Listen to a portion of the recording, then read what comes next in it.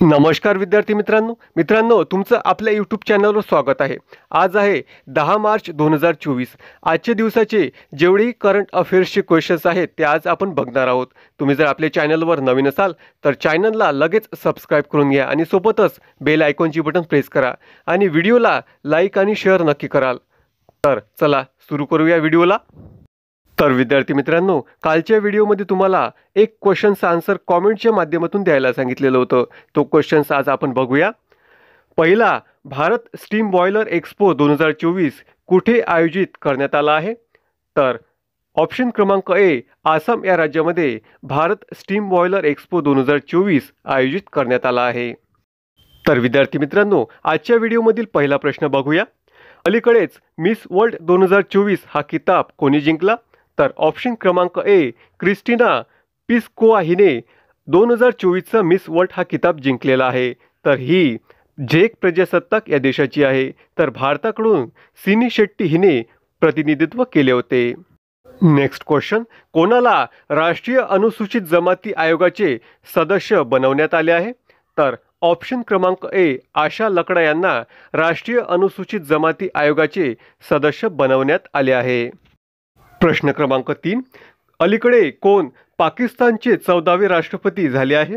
तर ऑप्शन क्रमांक सी, आसिफ अली झरदारी हे पाकिस्तानचे 14व्या क्रमांकाचे राष्ट्रपती झाले आहेत। नेक्स्ट क्वेश्चन, कोणत्या देशामध्ये 2 दिवसीय नजरल उत्सव सुरू झाला आहे? तर ऑप्शन क्रमांक सी, बांगलादेश या देशामध्ये 2 दिवसीय नजरल उत्सव सुरू झाला आहे। प्रश्न क्रमांक 5 बघूया।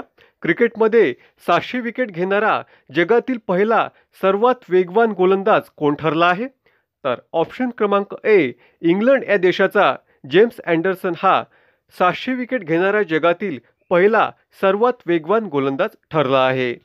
नेक्स्ट क्वेश्चन, कृषी मंत्रालयाने कोणत्या ठिकाणी कृषी एकात्मिक आदेश व नियंत्रण केंद्राचे उद्घाटन केले आहे? तर ऑप्शन क्रमांक ए, दिल्ली या ठिकाणी कृषी मंत्रालयाने कृषी एकात्मिक आदेश व नियंत्रण केंद्राचे उद्घाटन केले आहे।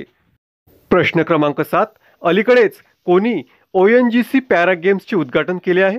तर ऑप्शन क्रमांक डी, हरदीप सिंग पुरी यांनी ONGC पॅरा गेम्सचे उद्घाटन केलेले आहे।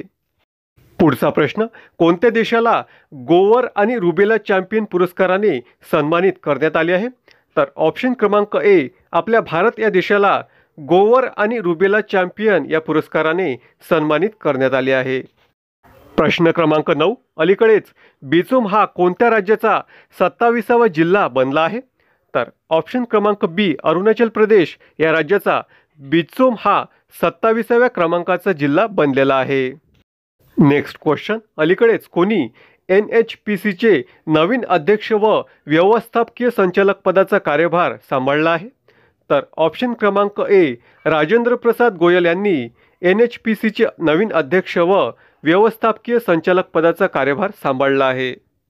प्रश्न क्रमांक 11, अलीकडेच कोणी केंद्रीय निवडणूक आयुक्त पदाचा राजीनामा दिला आहे? तर ऑप्शन क्रमांक बी, अरुण गोयल यांनी केंद्रीय निवडणूक आयुक्त पदाचा राजीनामा दिलेला आहे। कोणी भारतासोबतचे घनिष्ठ संबंध साजरे करण्यासाठी इंडिया बाय द क्रीक हा महोत्सव सुरू केला आहे? तर ऑप्शन क्रमांक बी, दुबईने भारतासोबतचे घनिष्ठ संबंध साजरे करण्यासाठी इंडिया बाय द क्रीक हा महोत्सव सुरू केलेला आहे। प्रश्न क्रमांक 13, कोणत्या देशाने कठोर राष्ट्रीय सुरक्षा कायदा आणि तुरुंगातील कठोर परिस्थिती देऊ केली आहे?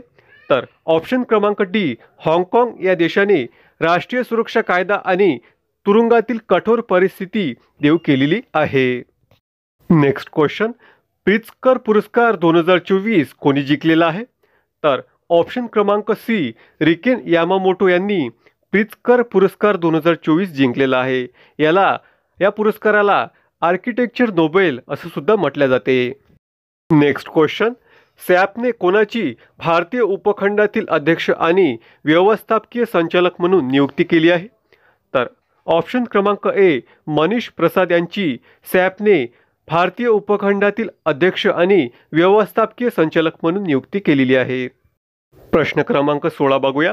अलीकडेच कोणत्या देशाने आपल्या चलनाचे अवमूल्यन केलेले आहे? तर ऑप्शन क्रमांक सी, इजिप्त या देशाने आपल्या चलनाचे अवमूल्यन केलेले आहे. नेक्स्ट क्वेश्चन, कोणत्या राज्याने आयरिश नावाच्या पहिल्या जनरेटिव्ह AI शिक्षकाचे स्वागत केले आहे? तर ऑप्शन क्रमांक सी, केरळ या राज्याने आयरिश नावाच्या पहिल्या जनरेटिव्ह AI शिक्षकाचे स्वागत केलेले आहे. प्रश्न क्रमांक 18, पनामा हा आंतरराष्ट्रीय सौर आघाडीला मान्यता देणारा कितवा सदस्य देश बनला आहे? तर ऑप्शन क्रमांक सी, 97व्या क्रमांकाचा, म्हणजेच पनामा हा आंतरराष्ट्रीय सौर आघाडीला मान्यता देणारा 97व्या क्रमांकाचा सदस्य देश बनलेला आहे. प्रश्न क्रमांक 19, अलीकडेच नवी दिल्ली येथे पहिला राष्ट्रीय निर्माता पुरस्कार कोणी प्रदान केला? तर ऑप्शन क्रमांक बी, नरेंद्र मोदी यांनी नवी दिल्ली येथे पार पडलेल्या म्हणजेच पहिला राष्ट्रीय निर्माता पुरस्कार प्रदान केलेला आहे. प्रश्न क्रमांक 20, भारतीय नौदलाने लक्षद्वीपच्या कोणत्या बेटावर INS जटायू नौदल तळ सुरू केला आहे?